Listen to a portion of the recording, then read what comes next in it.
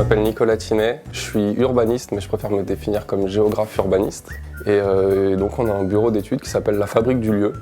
Et on travaille à différentes échelles de l'aménagement du territoire, depuis des micro-projets urbains jusqu'à des stratégies de territoire à l'échelle intercommunale.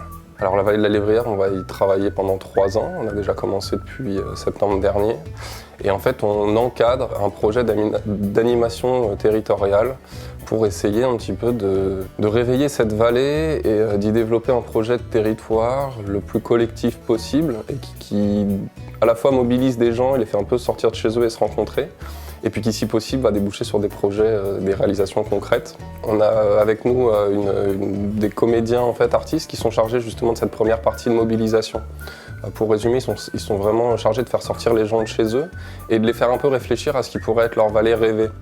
Donc on part sur quelque chose d'assez ludique, artistique, sympathique. Et puis nous, après, on essaye de récupérer un peu ça, de récupérer toute cette première phase, toute cette première matière pour le transformer en projet de territoire. Voilà, le but, c'est qu'il y ait une dynamique en fait, qui se fasse et qu'on ne soit pas en opposition, où chacun fasse son projet dans son coin.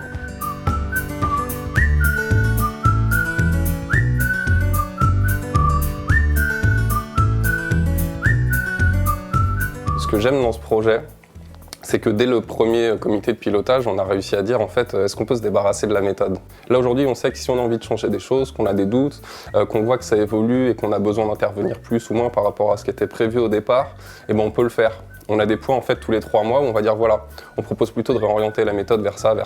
C'est-à-dire qu'on commence à sentir des choses et on se dit ok, là je pense qu'il faudrait plus intervenir, là il faut qu'on se mette plus en retrait, là il faut les laisser faire, là il faut peut-être plus qu'on leur dise voilà ce qui nous manque. Et en fait au fur et à mesure c'est comme ça que ça se construit. Et c'est ça qui est hyper intéressant dans ce projet. Après, ce qui est essentiel dans notre méthode, c'est vraiment d'être à plusieurs. Et notamment nous deux, on est un tandem en fait où je pense que le fait d'être tout seul, on peut très vite partir sur des certitudes ou sur des choses, on se dit voilà, ou des réactions en fait, telle personne a dit ça donc il faut que je la suive et tout. Ce qui est génial d'être à deux, c'est qu'on a toujours une autre personne pour dire non attends, là tu vas pas dans le bon sens ou je pense pas comme toi. On passe notre temps à argumenter l'un contre l'autre, on se bat souvent. Parfois on impose aussi nos idées, si on sent que l'autre est vraiment hyper convaincu, on va le laisser faire parce qu'on se dit bah s'il est à ce point-là convaincu, c'est qu'il doit quand même avoir raison.